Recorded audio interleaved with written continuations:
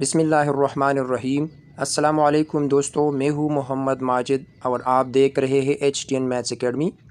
इंशाल्लाह आज की वीडियो में हम बात करेंगे ईटा की उस अहम अपडेट के बारे में जिसमें 30% मुश्तरका मेरिट लिस्ट वाले नोटिफिकेशन को वापस ले लिया गया है। चंद दिन पहले ईटा ने एक नोटिफिकेशन जारी किया था जिसके मुताबिक फेज़ 1 में 3249 मार्क्स लेने वाले उम्मीदवारों और फेज़ 2 के कंप्यूटर बेस्ड टेस्ट में 30% या इससे ज़्यादा मार्क्स हासिल करने वालों के लिए एक मुश्तरका मेरिट लिस्ट बनाने का ऐलान किया गया था। इस ऐलान के बाद उम्मीदवारों में काफ़ी बहस और तशवीश पैदा हो गई थी क्योंकि इससे मेरिट की पोजीशन पर असर पड़ सकता था।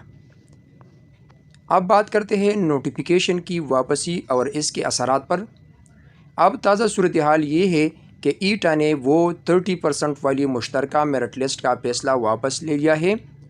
इसका मतलब ये है कि फेज़ 1 के वो उम्मीदवार जिन्होंने 3249 मार्क्स हासिल किए थे उनकी साबिका मेरिट लिस्ट बहाल कर दी गई है, यानी जो पोजीशन पहले थी वो बरकरार रहेगी और फ़िलहाल मुश्तरका मेरिट लिस्ट बनाने का फ़ैसला ख़त्म कर दिया गया है।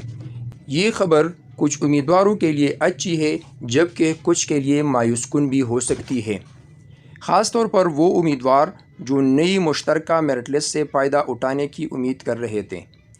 अब बात करते हैं आइंदा का लाएअमल और मुमकिना ताख़ीर। अब ईटा मज़ीद रहनुमाई के लिए महकमा तालीम के फ़ैसले का इंतज़ार कर रहा है। महकमा तालीम की जानिब से नई हिदायत आने के बाद ही ये तय होगा कि फेज़ 1 और फेज़ 2 के उम्मीदवारों के मेरिट लिस्ट किस तरीके से फ़ाइनल की जाएगी।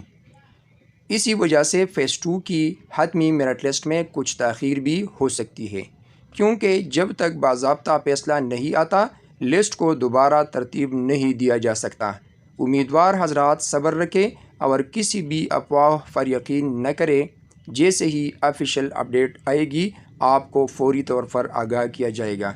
अगर वीडियो अच्छी लगे तो वीडियो को लाइक करें, चैनल को सब्सक्राइब करें और वीडियो को अपने दोस्तों के साथ ज़रूर शेयर करें। अल्लाह हाफ़िज़।